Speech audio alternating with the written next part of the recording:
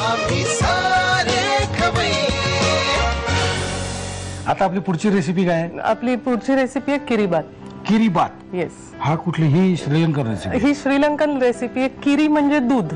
किरी म्हणजे दूध. दूध. कोणी कोणी त्याला पोल किरीबात पण म्हणतं. हा.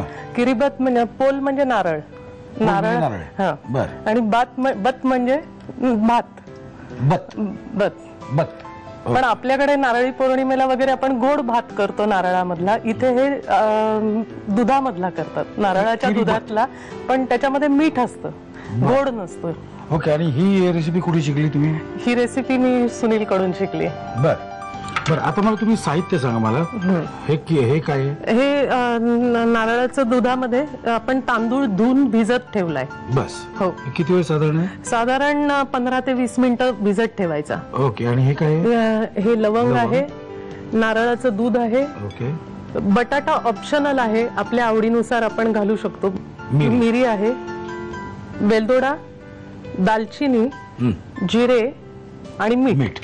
आता काय करायचं मला सांगा. आता आधी आपण भात तांदूळ ह्याच्यामध्ये टाकू. ओके.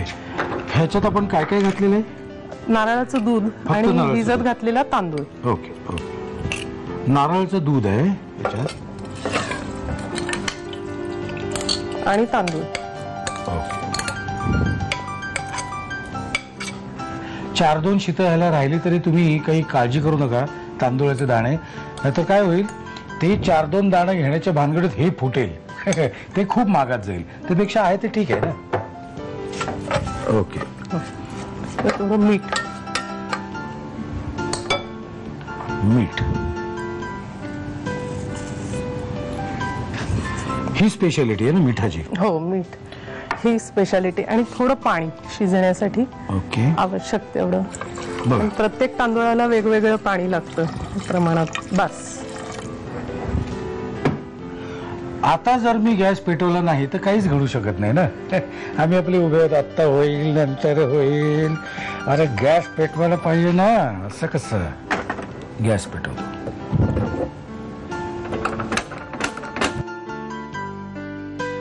आपण आता बटाटे ह्याच्यात घालूया, म्हणजे ते आत्ताच घालायचे? शिजतील त्याच्यामध्ये. एकात एक. हा. एकात 2 मुलं मोठी होऊन जातात ना, तसं आवडीनुसार घालू शकतो आपण. आता आपण इथे सगळं ठेवलेलं एकत्र, बटाटे वगैरे टाकलेले आहेत, मीठ टाकलेले. आता त्याचं काय करायचं? आता ह्याच्यामध्ये आपल्याला तेल. ओके. फोडणीसाठी तेल. बस. आता श्रीलंकेमध्ये हे नारळाच्या तेलाची फोडणी देतात, पण आपली ती चव डेव्हलप झालेली नाही. अवघड आहे. नाही, आपल्याला ती चवच नाही. बरोबर आहे तुमचं म्हणणं. तर आपण, मी नॉर्मल तेल वापरलंय. आता त्याच्यामध्ये आपल्याला हे मसाल्याचे पदार्थ, पहिल्यांदा जिरे, लवंग,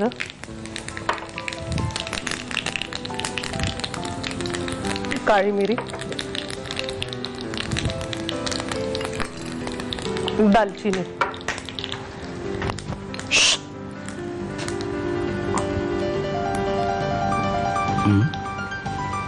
आणि वेलदोडा.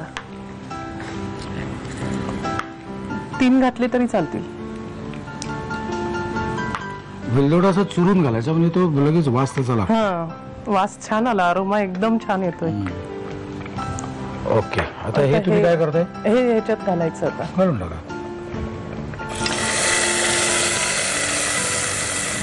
हाय हाय हाय. हे सगळं एकत्र शिजवायचं आहे. हा.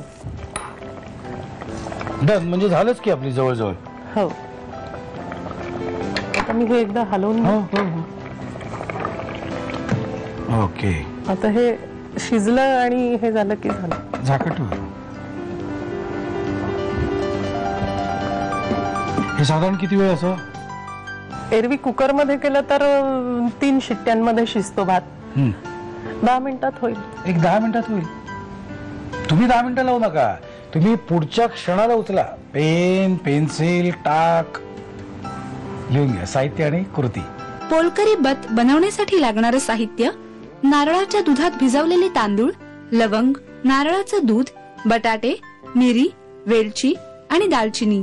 कृती: प्रथम एका पॅन मध्ये नारळाच्या दुधात भिजवलेला तांदूळ, मीठ आणि बटाट्याचे तुकडे हे मिश्रण घालून ते वाफेवर शिजवून घ्यावं. तेलामध्ये जिरं, लवंग, काळी मिरी, दालचिनी आणि वेलचीची फोडणी करून ती भातावर घालावी आणि 10 मिनिटे शिजवून भात सर्व्ह करावा. आम्ही